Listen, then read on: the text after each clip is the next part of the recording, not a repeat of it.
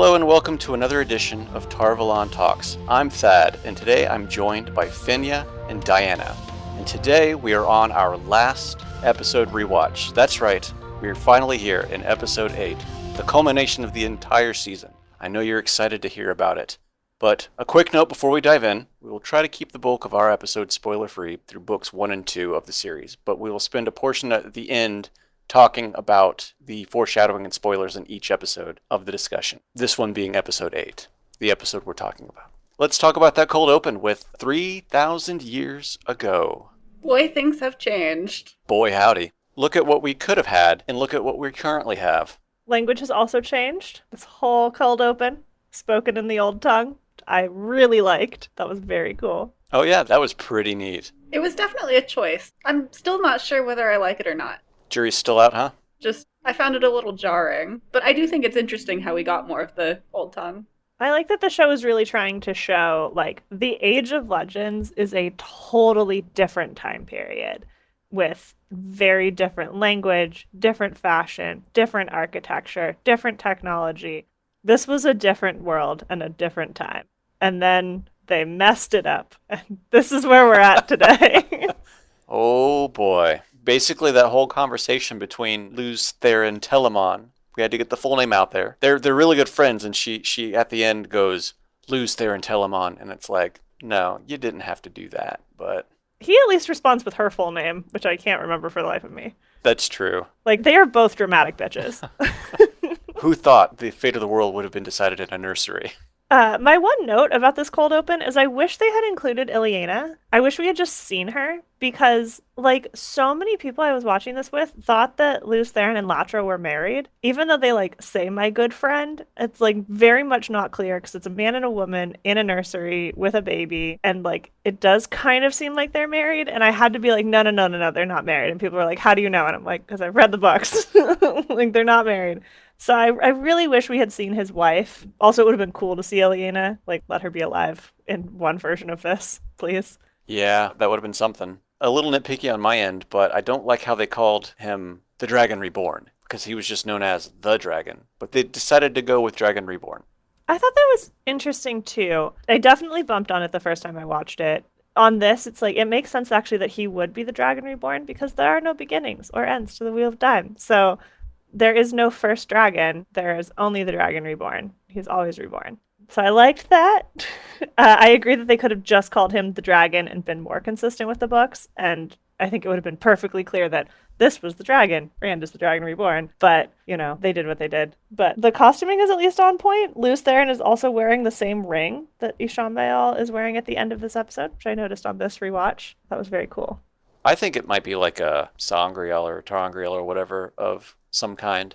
Could be. So it might not be the same. It might just be very similar. But I like that it's a part of another way that their costumes are connected. We also finally get, at the end of the cold open, the shot of the futuristic city, because we basically had the ruins of it at the beginning of episode 1. So we got that nice, here's what this looked like. Because I immediately picked up oh, this is that shot 3,000 years ago. Yeah, it's a nice callback to episode 1, too. And again, it just helps establish how much things have changed, which obviously, we get those markers by the language and the clothing and technology and all of that, but it's just one more way of showing, things were drastically different. They had flying cars. Man, did they screw up. They had flying cars. Now they're using horses and wagons. Oh, 3,000 years later is a rough time. Yeah. So there really isn't much else to it outside of them talking about going and taking a strike on Sheo. Well, really, it's Luz that wants to do it, and the Tamerlane's like, no, you shouldn't do that. It's a bad idea. It's a terrible idea, which is fair. Thad, you just called him Luz. No. Yeah, I did, because I know you hate that. No, it's Luz there. Oh my God, we will get there. You guys can't see me, but I literally face palmed when he did that. I was so upset. She did. Both hands to the forehead. Just no. It's Luz Theron or not at all. I win again, Luz Theron. Now who's the one being dramatic? I'm always dramatic. Speaking of Luz Theron, Do we want to go to the Blight? If we have to. We may as well. It's not a fun place. So we continue on with Moraine and Rand making their way to the Eye of the World. And Moraine is continually like, don't touch anything, don't touch anything. We'll get there eventually. And she begins talking, and we see Malkier. We actually get to see the 7 towers of Malkier, which was a very nice touch, because Rand is like, hey, what's that over there? And Moraine just kind of gives a flyby description of it. So in this scene, she kind of intimates that the Blight is moving around and like the towers were farther back previously, I think. Is that something that is true in the books? It wasn't that the Blight was moving, it's that it is accelerating in its, I guess, continual takeover of non-blighted land, because it was supposedly when the Blight took Malkier, it was like 40 years ago, and now 40 years later, it's almost at Faldara, which is a pretty decent distance, because she said something like, it only moves a mile a year before, but it's moving like exponentially faster and faster, which just shows that the Dark One is getting more powerful. Okay, so I just completely misinterpreted her statement then. Well, it's a poorly written line. I know exactly what you're talking about, Fenya, because I also bumped on that. The first of many in this episode. Yes. I also bumped on that when she said it, and I was like, the Blight is? No, that's not what they mean. They did not write what they meant there. Because it doesn't make a lot of sense. Yeah, I was really confused. I was like, this doesn't seem right, but... No, it doesn't. It's incorrect. This episode also has a lot of jumping around. So I don't know if we want to maybe like cover all of the Blight stuff and then cover all of the Faldara stuff and then cover all of the Eye of the World stuff. Because like the scenes are a lot shorter and a lot more like jumpy. They really are. Yeah, I think it makes sense to talk about like the storylines as a cohesive unit rather than go scene by scene. So Rand falls asleep in the Blight, unwise, because that's where you get nightmares of Ishamael and the Dark One. To be fair to him, he's been having nightmares of Ishamael for a while now. That's not new. True, but this is the worst, I think, maybe, because he watches the Dark One just straight up murder Moiraine in front of him. Really scary. Like in a very graphic way to boot. Yeah, just sword through the mouth. Not through the mouth, well, through the mouth, but through the back of the head, out the mouth, which is like, ooh. Yeah, didn't look great. And then we get, then they start talking, and they have a very weird conversation where Ishamael, I'm just going to say, like, I can't remember when the show establishes that this is Ishamael and not the Dark One, but this is not the Dark One. Like, this is Ishamael. We know it's not the Dark One. Well, we know it's not the Dark One, but he is still continually referred as the Dark One through the end of the episode. Okay, fair. Okay, so the Dark One, with heavy air quotes, shows up, and I did not like the way they did his transformation from Ember eyes to regular person face. It was really bad. He didn't like the arrow through the eye, and he pushes it in, and it just kind of like sucks into his eye socket and regular face. I think that's a cool concept. I feel like there's a lot of like more missed opportunities. Like they could have had him continue to be clouded in or sheathed in smoke the way that he was in that first dream when we first see him with the Ember eyes, and like then have Rand shoot him in the eye and push the arrow in, and then have the whole thing get sucked up. But like he shows up with like his Ember eye face and then in like Age of Legends clothing. It's very weird looking. And also just the special effects are bad, but the special effects in this episode are bad. We know why. It's because of COVID. Like I have to move past the bad special effects because like there's nothing they could have done. I do like how they concealed the actor for Ishamael for so long, because apparently, and I didn't know this, like over in, I think it's one of the Scandinavian countries, he's like a super popular actor, so they didn't want to like give up the ghost early. Yeah, he was one of the few actors who like we knew it was cast, but they didn't reveal who it was until like very, very late in production. So I agree.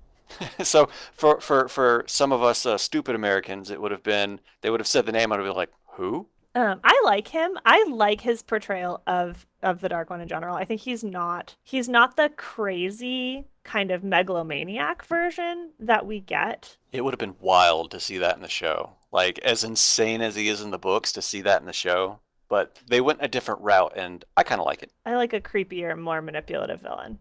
Yeah, I really like him. I think he's fantastic. I just never want him to call Luce there and lose again, or I will lose my mind. You'll lose your mind. Incredible.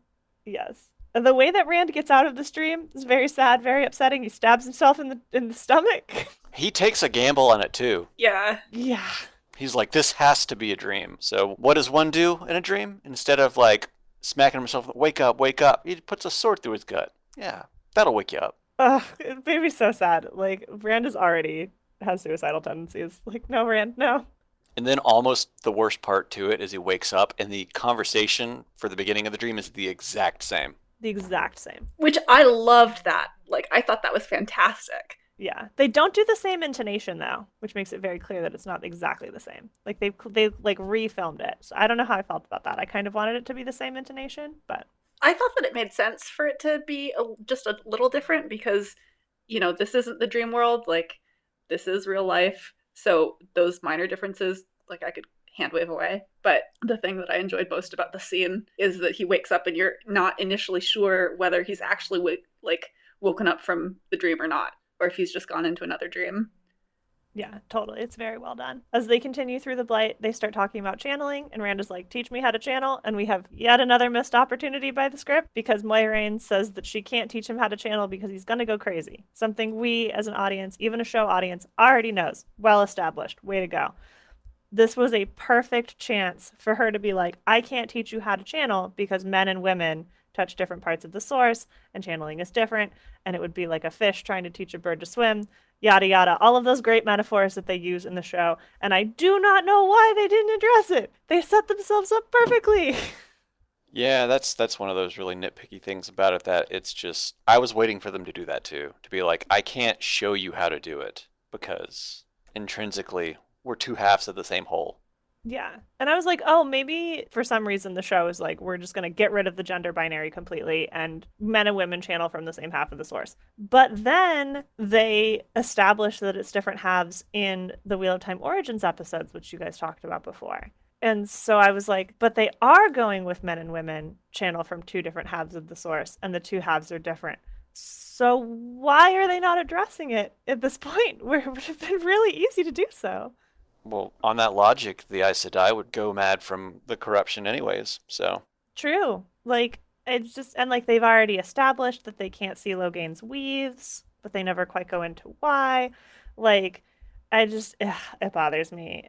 It would have been, again, such a very simple, just like, because you still could mention, oh, and also, even if I could teach you, you would still go mad. Like, you can still have that line, but it just would be more world building and also more consistent with the books, and also would have made more sense. But she does give him the little fat man on Grial, so there's that.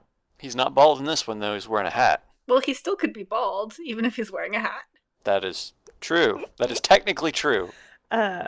And they reach the Eye of the World, which Rand recognizes from his past lives because he fought Ishamael there before as Lews Therin. And Rand is also, it finally clicks for Rand. Oh, right. If anybody who goes with the Dragon Reborn will die when we go to the Eye of the World, and Moiraine was going to go with us, that means Moiraine will die. And I was like, yeah, buddy. Rand's not the brightest bulb. He's just a farm boy from the Two Rivers. The look that Moiraine gives him is so perfect. Just like that smile and nod as she continues down the steps. Yeah, she's like, yeah, honey. A testament to her character, for sure. Mm-hmm. Then back in Faldara, Nynaeve and Lan have a conversation about how Nynaeve could track Moiraine, and that's how she followed them. She didn't follow Lan, and teaches him how to do so. So I was like, okay, cool. Yeah, she has a tell, apparently. We don't know what it is, but she has it. Convenient. You'd kind of think that Lan would have figured it out by now. I was wondering that too, but I also was like, Lan doesn't need to track Moiraine via physical tell. He has the bond, so he always knows where she is. Which is why he always gets so erratic whenever she masks it. Because we've seen it twice now, and both times he's just like, hey, come on now, don't do this to me. We didn't talk about this in episode 7, but I think she masks the bond in episode 7 in part to be like, I need to get some sleep. I don't want to feel you and Nynaeve together through the bond. But that's neither here nor there. But yeah, I agree that I would have thought that Lan would have picked up on it. But I like that, this episode takes a lot away from Nynaeve in terms of her special skills, which we will get to. So I like that they at least let her be really good at tracking and can teach Lan something. And they also have, this scene is very romantic between the two of them. I think it's one of the direct quotes. This is like, I will hate the man you choose and I will love him if he makes you smile. That's a direct quote. It's very sweet.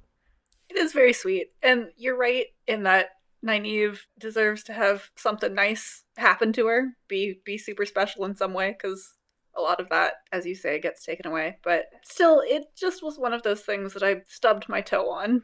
Yeah, totally fair. And then we have my least favorite scene in this episode, maybe in the entire show, which is Amelisa and Agilmar, for some reason, not putting on the armor that could have saved Agilmar's life. Okay, do you actually think it would have saved his life, though?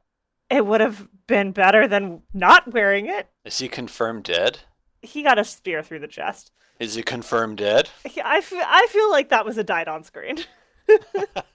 He does put on armor. Like, I don't blame him for wanting to wear his own armor instead of this other armor that he's not familiar with. Just because this other armor has protected family members doesn't mean it's going to do anything for him. It doesn't make sense. But it does make sense. Like, why would you go into battle wearing unfamiliar gear? So I'm not convinced that it is unfamiliar. I feel like he's probably worn it before, but he's just like, I want my own armor. Like, this is just more Agilmar being like an arrogant jerk for no reason. And because like they didn't want to have him in season 2, so they were like, let's kill him. But like, it was just like, it doesn't. Why even bring this armor up? Like, Amelisa doesn't need it. She doesn't ever encounter a Trolloc hand-to-hand combat. Like, she doesn't need it. So why even bring it up? Why even have this scene? That, I think, is a question that I agree with you on. Because he's not dead. If he shows up in season 2, that is going to be so Galaxy Brain. Like, show Agilmar is such a hothead compared to book Agilmar. Like, he's cool, he's calculating, he's smart, he knows what he's doing, he's very well respected. In this one, he's just like, no, I'm going to do my own thing. I don't care what anybody says. And then he takes a spear to the chest. I still don't remember Book Agilmar. Book Agilmar is a lot nicer, even if he doesn't get a lot of screen time. Like, legitimately a lot nicer. I think I equate him and Inktar in my head because their names are somewhat similar. But those are very different characters with very different plot lines. Those are. So I think that that's why I'm like, oh no, this is consistent with his characterization in the books. It's not. It bothers me. It will never not bother me. Yeah. Well, welcome to episode 8, baby. Yeah, true. If you have no problems with this episode, I want to live inside your brain. That's totally fine. I mean, I want to be in that place, that happy place that can watch this episode without having problems. That's why. Just get drunk.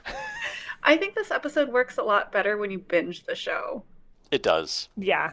When I was watching it the first time, watching it on a weekly basis, we got here and I was like, what is this? It's horrible. This is a hot mess. And then when I was watching it all at once, I got to episode 8 and I was like, okay, I still don't like it, but like, I feel emotionally a lot better about it than I did the first time because it feels like kind of, there's some continuity. There's a big culminating battle. Like, it feels exciting in a way that it really did not watching it on its own. To me, it feels like that because, episodes 1 through 6 are more or less all of their own individual stories that kind of, tie together, obviously, for a season. But 7 and 8 felt like 2 parts of one episode. And you kind of need to watch them together to really get the full effect of it. Because when you watch it week 1, cliffhanger ending for, the season finale, and then the season finale comes here, and it felt kind of short on that end because you got to watch it all together. Because I did that today. Like, I watched 7 and 8 back to back, and I was like, this flowed a whole lot better. Because I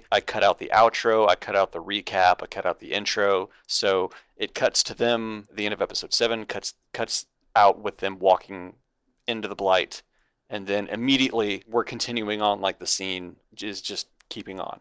Yeah, that's a great note. But I think that also makes sense kind of in how they were released. They were, released is not the right word, how they were marketed. When they showed screeners of the show, they showed screeners of episodes 1 through 6 to all of the like media people to have them do their articles so that no one was spoiled for who the dragon was. And so a lot of people experienced only episodes 1 through 6 and then experienced episodes 7 and 8 together, which I do think that they are like episodes 1 through 6 are one thing and episodes 7 and 8 are kind of a different thing. And like, that's COVID, but also because episode 7 and now into episode 8, we're really ramping up into not the mystery of who is the dragon reborn, but Rand is the dragon and this is what it looks like and these are the consequences.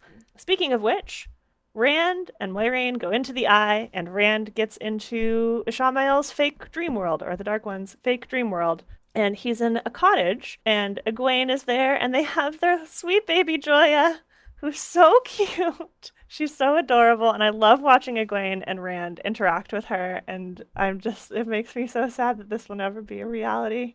Even though I wouldn't want Rand to rewrite the pattern to make it so, it is very sweet to watch. This felt like a Portal Stone scene more than anything. Yeah, that is a great reference. I completely agree that it's like this alternate reality that Rand could make, theoretically. I don't actually think he could make this reality. I don't think he could. I also love that Rand almost immediately knows that this is a false reality because Egwene is his wife and not Wisdom and not an Aes Sedai. And like later on the episode, he's even like, but what about what she wants? Like, Rand really cares about Egwene and he loves her and he does actually want he wants her to go for her dreams, which like as women we could all be so lucky to have a man who will support us in our dreams. Like, I love that. I love feminist Rand. Go Rand. Yeah, I think the tipping point for him was when he asks her, I thought you wanted to go to the White Tower, and she was like, I just want to be here with you. You just see like calculations just passing in front of his eyes of, wait a second, something's not right here. I can't be this happy. This is fake. Yep. Especially because they had been fighting about it. And like earlier that day, they had a conversation where like, no, but we are going to go to the White Tower together and we're going to fulfill your dream, Egwene. So definitely a miscalculation by the Dark One to be like, but this is the reality you could have where she's your wife. He clearly doesn't know Rand very well. But Rand has his one big brain move where he realizes that he could trick the Dark One into teaching him how to channel by saying like, but how do I make this real? And the Dark One like starts to teach him essentially the flame and the void, like center yourself, focus all of your want on the baby and like how much you want it. And you can see the power start to flow through Rand, and it's originally not tainted. It's just the white threads. Yeah, that was a nice touch. Yeah, it's like, oh, you can literally see the moment when Rand starts to fight the Dark One, because then the power, the taint starts to show up. It's really, really well done. I do really like this part of this episode. I think they handle Rand and his battle with the Dark One much better than the book, honestly. Much better than the book. Because in the book, it is incomprehensible. In the book, it's not even against Ishamael, is it? I thought it was he fights Aginor and I forget how to say his name. Is it Belal? Not Bilal. Bathamael? The two Forsaken who genuinely don't matter because they are taken out immediately. They really don't. Yeah, I don't remember that battle either. Or their names. Rand also teleports to Tarwin's Gap at one point in that battle in the books. It's insane. He does, and then he raises, his sword, and he showers lightning, destroying all the Trollocs. But we don't get that here. We get something else entirely. We get something that I actually understand what's happening. So thanks, show. But yeah, they just kind of changed it up. But to be honest, ask any Wheel of Time fan, what do you remember of the end of book 1 that is not the Green Man, which we didn't get in this iteration of adaptation, which I guess it's fine. I miss the Green Man a little bit. I think he's a cool character. Does the Green Man actually add anything to the book, though? Not really. No. In terms of story, nothing, but he's basically like, I'm protecting my little plot of land. Think of him as Tom Bombadil from Lord of the Rings. Like, I love Tom Bombadil. I think the Green Man is cool, but I understand why they wouldn't include either of those characters in an adaptation. Yeah, it's essentially along those lines of, it's a cool character that, because he's got his own greenery in the heart of the Blight, which shows that he can't be corrupted, but then he gets killed anyways. Yeah. Womp womp. Womp womp indeed. Back in real reality, back in Tarwin's Gap, the men inexplicably charge into Tarwin's Gap, into the fortress. They take their horses and they charge straight into the fortress. I don't know why. Looked cool, but didn't make any sense. Dynamically, it looks fun. It looks great. But I'm like, every time I'm like, where are you going?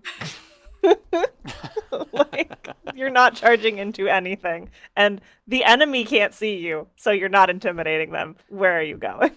Maybe they can hear the thunder of their hooves as they charge into this. All what, like barely 100 of them? Yeah. To take out what they said is, 10,000-20,000 Trollocs? 10 to 20,000 Trollocs. That's not good odds. They start fighting in Tarwin's Gap. The women are taking up arms. Meanwhile, in Faldara, they're starting to fortify the city. We see Min peace out. Like a sensible person. True to Min's character. Yes. Yeah, I agree. I think Min has a very strong sense of self-preservation, and so she is like, goodbye. We will see her again. I'm quite sure we will see her again in season 2. The Horn of Valir in the show is not in the same place that it's in the books. It is under the throne of Faldara, which is a change that I like and makes a lot of sense to me. Do you remember where they find it in the books? Yeah, they find it in the Eye of the World, which, okay. With the dragon banner. With the dragon banner. It was like under the pool of untainted Siding that Rand channels through, which also, what is that? It's an untainted pool. Never again established. Can you have liquid one power? Apparently? Like, Well, I mean, spoilers, but kinda. fair. It's weird. I think this makes a lot more sense. I wonder if we are going to get other stuff that has to do with the horn later. But if you think that the last battle, like if from a world standpoint, if you think that the last battle is going to happen at the Eye of the World or Sheol Ghul, which you reach through the Blight, it makes sense that you would put the Horn of Valir, which you need at the last battle, somewhere near the Blight, and in this city that has never fallen in 3,000 years, or however long Faldara has existed. So I don't hate this. I think that this change makes sense. Yeah, it's fine. It's a totally fine one that they happen to have it and they know what it is. So instead of it just being randomly found, like, yeah, I like this a lot better. Yeah, it makes it less Holy Grail-esque, which is really what the Horn of Valir feels like in the books. I mean, I kind of like Holy Grail-esque, but again, I'll be honest, I didn't remember how the Horn of Valir was found. So I remember very little from these first books. Don't worry, most people can't remember how the first book really, really ends because, as Dianna said, a lot of it is absolutely incomprehensible. Most people, including me.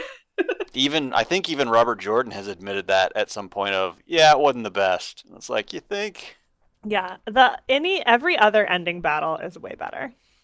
Yeah, it was a very Tolkien-esque kind of thing. All I remember is Rand being insistent that he's killed the Dark One, as he's insistent here, and being like, Rand, you have another 13 or 14 books in this series to go. You have not killed the Dark One. I loved when Fenya was reading the books the first time, which we're jumping ahead a little bit. But when Fenya was reading the books the first time, she messaged me and she was like, so Rand killed the Dark One, in quotes. And I was like, yeah, he killed the Dark One. She was like, Dianna, no. Like, I was not born yesterday. I'm not an idiot. He has not killed the Dark One. When I started reading, there was only like 7 books out. 7, maybe 8. Okay, but even when you have 7 or 8 books out, like, you know, by the first, if there are another 6 or 7. You know, yeah, you're reading and you're just like, yeah, you're not going to get that lucky, buddy. Nope.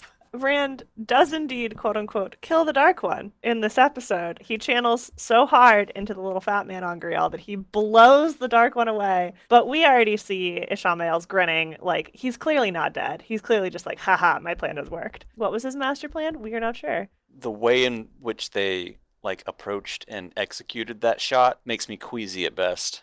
Yeah, it's rough. It's even worse spinny camera action, and it cuts between Rand in the fake reality and then Rand and Moiraine in actual reality. I mean, it's a cool concept. I see exactly what they were going for. It just did not land with me. The cinematographers needed to figure out a different way to emphasize stuff with Rand than to spin around him with a camera. Like, there's other ways. I didn't mind it. No, it legitimately made me queasy. Like I was kind of like, ugh. I would like it if it was this or the Dragon Reborn reveal. I don't like that both are spinning. The one thing, I mean, and obviously, like, I'm not a fan of something that makes people physically ill watching, regardless of my personal feelings towards it. But the one thing that I didn't like was the way that Rand stands up. That was really, I don't know, blocky, weird to me. And so that, more than anything else, I had an issue with. Yeah, he, like, flows out of Moiraine's arms. Yeah, it looked weird. Yeah, I agree. It looks very weird. There's a lot about this that looks strange. The effects off of the fat man Angriel was pretty great, though, I will admit. Yeah, the like explosion of white light looks very cool. Straight into the Dark One's face. The Dark One, quote unquote. The Dark One. Yeah. In Faldara, things are not going quite as great. Padden Fane shows up with 2 fades, which absolutely terrifying. Everyone up to this point has been terrified of fades, but except for Padden Fane, he is super scary. He breaks into Faldara very casually, immediately goes to where they just located the horn and takes it. And like, I thought he stabbed Uno. I thought Uno was dead, and I was like, no, Uno. They're all writhing around on the ground, and they show Fane stabbing Loyal with the ruby dagger, which, if you've read the books, is a big old no-no because you're dead in like 10 seconds with that. Yeah, I do not know how Loyal is going to survive that, or if they just like, oh, the ruby dagger is just a dagger. All of the evil is in Pod and Fane now. I don't know. But I have in my notes, how does Loyal survive that? I mean, maybe it has something to do with him being an Ogier. That could be. Glory to the builders. Yeah, maybe they're just more, I don't know, sturdier and immune to the dagger's evil effects. Well, if you know anything about Ogiers, they are not of this world. That could be. Could be some alien biology going on here. Yeah. We'll headcanon that. Paddington also tells Perrin that he knew they were Taviran, and that's the only reason that he went to the Two Rivers every year. And he specifically said all 5 of you are Taviran, so we're establishing that Nynaeve and Egwene are in fact Taviran and steering away from just the boys. Yep. Which I like. Let the girls be Taviran. So, but that also like calls back to Doll's concern from episode 1 of how does Moiraine know that these boys are Taviran? What have they done? They must have done something because Padan Fane is aware of them. He is a very powerful dark friend, but clearly they must have done something. He has this whole monologue about how like some of you guys will turn to the shadow, and they show Matt looking very, very bad, walking into, I think, Tarvalon. I'm going to assume Tarvalon. And they better not make Matt a dark friend. I will be very upset. Don't do that to my boy. I mean, I don't see how they can. It would be insane. Like, it would be the most insane choice. I don't know what direction they're going to go with him for season 2, because since he's separated from the party. I don't know. But it better not be dark friend territory. That's all I will say. And Perrin picks up an axe to fight Pod and Fane, but Pod and Fane just waltzes away like nobody's business, because he could not care less. And he has the Horn of Melear now, so we are going to have to chase him in season 2, I am assuming. Down on the field of Tarwin's Gap, we have Amalisa and the 4 or 5 other women who she's with. They couldn't channel from a wall. They had to pick an empty field where they're totally exposed. It's this big, open, flat plain, and it's like just 5 people standing on it, and it looks so weird because it's just them standing out in the, like, they're not like at the gates or at the walls of Faldara. They are like what feels like a mile out from it, standing there, and it's like that just felt very weird. Maybe they were concerned about collateral damage, because if they're not great channelers... Well, as we come to find... They are not. Amalisa, at least, is not. I think the actual reason that they do this is I think it was a COVID protocol. Yeah, probably. Yeah, I mean, I'm sure that there was a practical reason, because otherwise it really is not a very sensible decision. I gave a lot of stuff in episode 8 specifically a pass just because, we knew that a lot of that stuff got messed up because of COVID. So it's like they did the best they could with what they had. So it's hard to be overtly negative on a lot of stuff knowing that. Yeah. They link. I'm pretty sure this is not how linking works in the book, but they link. This is not how linking works, because the whole thing of linking is you can't do what they did because the link will immediately fail if that starts happening, and it doesn't. Yeah, specifically with the women burning out. I don't know what the showrunner's explanation for that is, but it is a specific security feature built into linking to where if you overchannel, the link fails. I don't know. I don't know if Rafe has ever talked about it. I certainly have not seen anything. I think that there is one cool visual effect that they do with the linking, which is the threads from the other 3 women are specifically not as thick and not as bright as the threads that come from Egwene, and then definitely Nynaeve is like the brightest that goes back into Amalisa to show their relative levels of power with the one power. Other than that, I think it looks pretty strange. Like they start like shaking as their power is being channeled through them. They're like having seizures. It doesn't look fun. They're convulsing. They're stumbling. It's supposed to be euphoric, right? Yeah. The only one that seems euphoric about it is, what's her name? Amalisa. Amalisa. She's the only one. Everybody else is kind of just like getting racked with just pain, it feels like, before they start burning out. Yeah. Yeah, I mean, Egwene even says I'm burning, so that doesn't seem great. I do like the burnt out eye effect. I thought that was very cool. But yeah, not great. And then Nynaeve sacrifices herself and burns herself out? Question mark? So what it felt like there is that, she grabs onto Egwene to save her, but the whole thing about linking is that when you link, only one person has control and can channel, so Nynaeve shouldn't have been able to technically channel to heal Egwene and take on the brunt of whatever Egwene was getting from the link. It's very spotty what they're doing here with linking as a thing. Very, very spotty. And then Nynaeve burns out and falls over, and Egwene sobbingly heals her, which is another thing. Earlier on, we kind of skipped over this, but earlier on, Egwene can listen to the wind and Nynaeve cannot. I did like that, though, because I think that's a great way of introducing Nynaeve's block.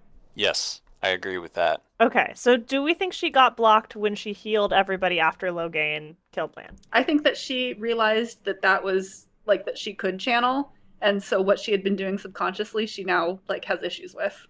Okay. I suppose she does say, basically from the first time I channeled, which is when she heals Lan and everybody else who gets hurt by Loghain. So, okay. But that's still, it takes away one of Nynaeve's special powers, which is listening to the wind and being able to hear the weather.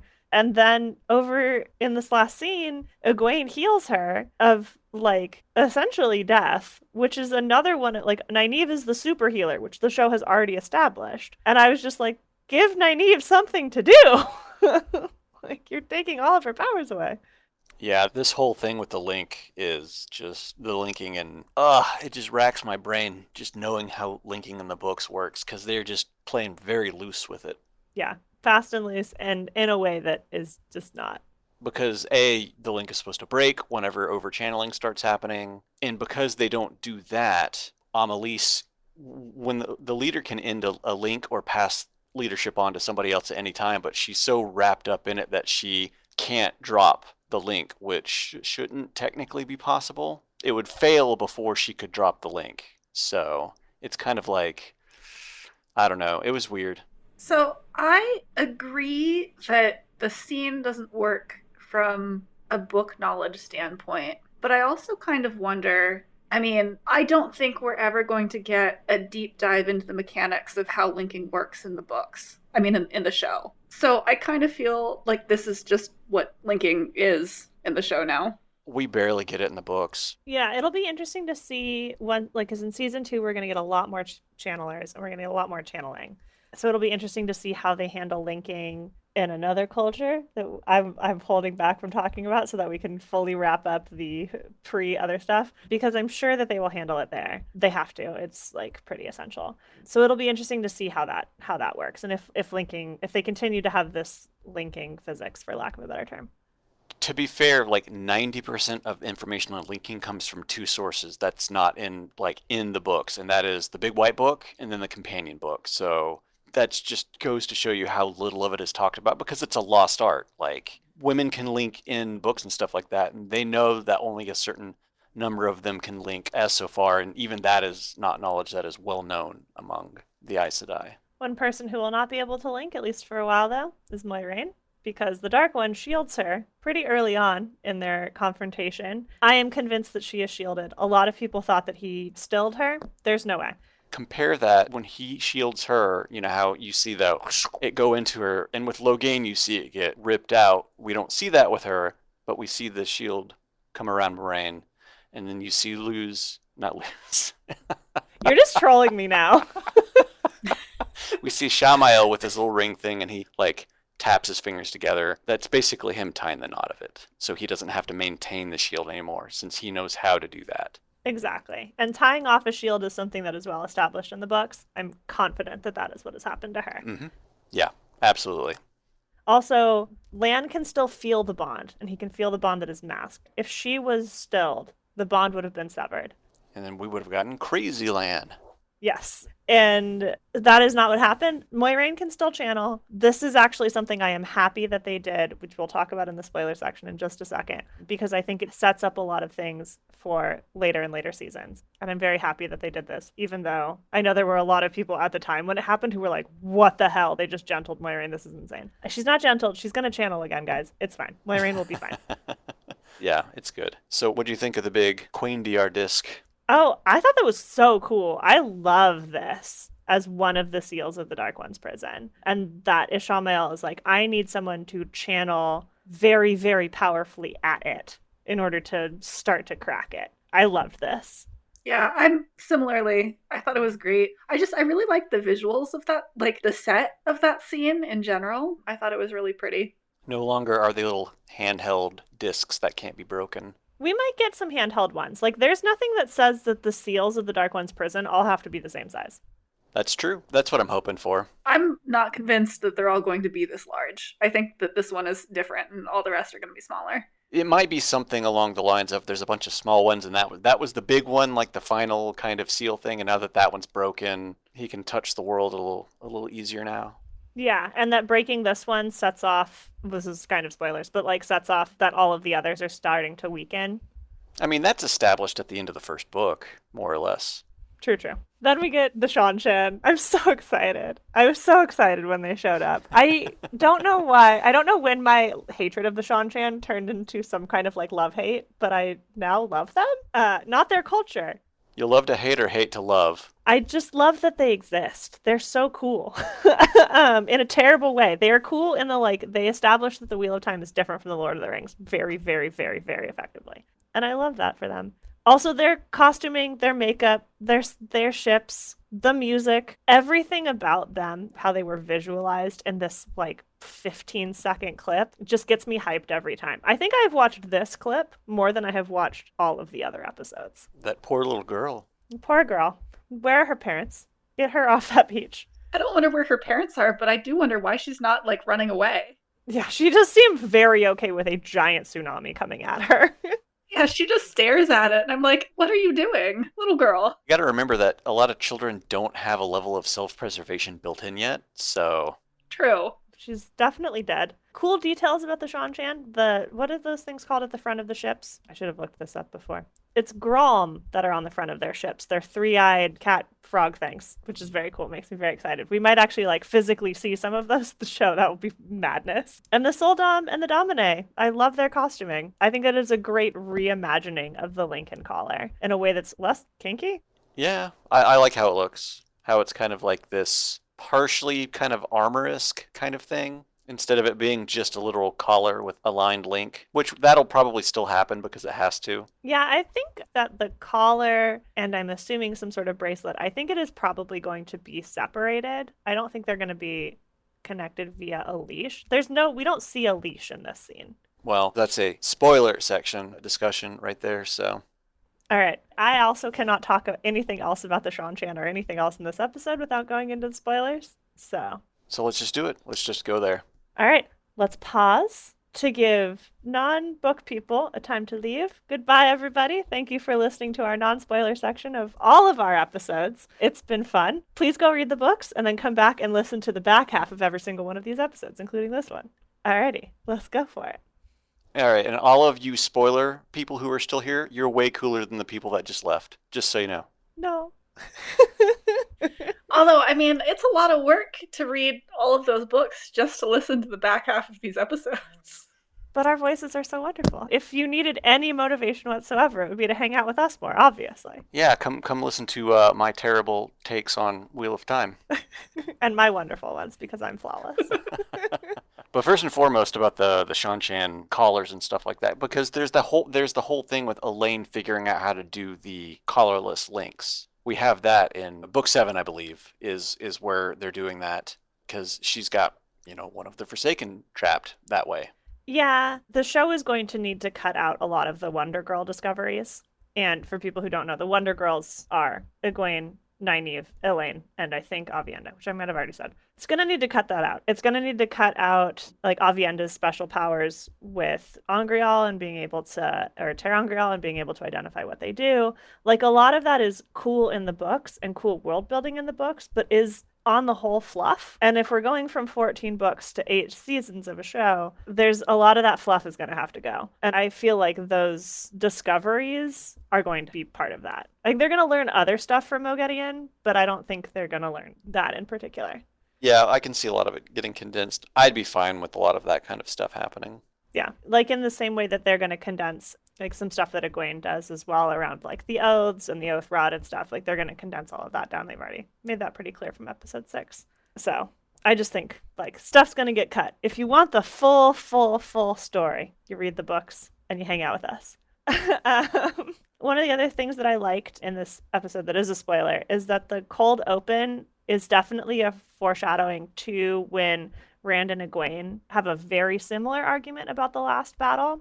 I hate that scene in the books. It is one of my least favorites. It's so dumb. Egwene just like loses every brain cell in her body in that scene. And especially because this scene happens in a very similar way where like Tarna, I think is her name, is like, well, Luthen, we're going to do things separately.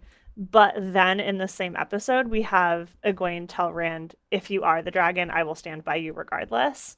I'm really hoping that we get a rewrite of that scene with an Egwene who makes more sense and is like, Rand, if you think that breaking the seals of the Dark One's prison is the way to go, I don't agree with you, but I will support you. That's what I'm hoping, because that scene makes no sense. It's so dumb. I'm not confident that we will get that change, but boy, I would like to. It makes me mad. It doesn't make any sense. Yeah. I don't know how I feel about it yet. Yeah, we'll see. We'll see if they even get there. I hope they get there. It'll be a last season thing, I would think. Maybe it'll be the cold open of episode 1 of season 8. That would be fun. Rafe, I'm over here just writing your show for you, by the way. I've talked about this before, but the Aes Sedai who beats Moiraine to help her break her block is Elaida in the books. And the way that Moiraine describes her as like cold and like hard and perfect and great at channeling. A little bit strange that she says she's everything I wanted to be. That might be elevating Elaida a little bit too much. But otherwise, like that is so absolutely Elaida's character. Well, she's not lying though. That's true, which is also wild. Like Moiraine, you could do so much better than to be like Elaida. I also realized, I don't remember if it was like this time or another time, but this could be a reference to when Elaida beats Egwene with the one power later on. Like that is like kind of Elaida's favorite way to humiliate people in the books. So that's definitely Elaida. It makes me very much hope, as I have said at length, that we are going to get Elaida in the show. I hope we do. We've talked about storylines that you can cut, but I feel like you can't really cut her out. She's kind of needed to edge along a lot of the story that happens throughout the series. So it's like, player 1 is Rand's gang, player 2 is the Dark One's gang, player 3 enters the chat as a Shan Chan, and then you've got player 4 over here who keeps like just fucking shit up. And that's Elaida and, the White Cloaks. Yeah, agreed. And like, because I'm assuming they're going to keep Liandrin as a dark friend, and Elaida is not. And it's essential that Elaida is not. Like, it's absolutely essential to that there are just people who are on the side of the light who are also just assholes and idiots. We have our poster child here. Yes, we do. Yeah, that is Elaida to a T. So I'm really hoping they don't combine Elaida and Liandrin, even though there are a lot of hints that they were at least thinking about that in episodes 5 and 6. And then the last note that I have in terms of foreshadowing is I really want Moiraine to be shielded, specifically so that she can learn how to untie a shield that she cannot see or feel, because someone needs to teach Rand how to do that before Dumais Wells, because that's how he frees himself. And it would be super cool if it is Moiraine. You think they would change it to Moiraine over Lanfear? I think so. I think that Rand and Moiraine already have kind of a mother-son thing going on, even in episode 7 and especially in episode 8. I would like it very much to be Moiraine and not Lanfear. I still think we're going to get Varian out of this. Like, I know I've talked about that before, but this is perfect for Veriendha to come in as a character on the show, instead of having the other 2 random Browns that Moiraine goes to in book 2 to find information about whatever she was trying to do in the one chapter she was in for that entire book. This would be fantastic for Veriendha to come in, and they're doing their own thing on this side of season 2 while Rand's doing his thing, and the rest of the gang is doing stuff. Yeah, absolutely. And like, maybe Varian learned it from Lanfear. Maybe. She is a dark friend, but like not really. But yeah, any other spoilers or foreshadowing or stuff that we want to talk about in episode 8?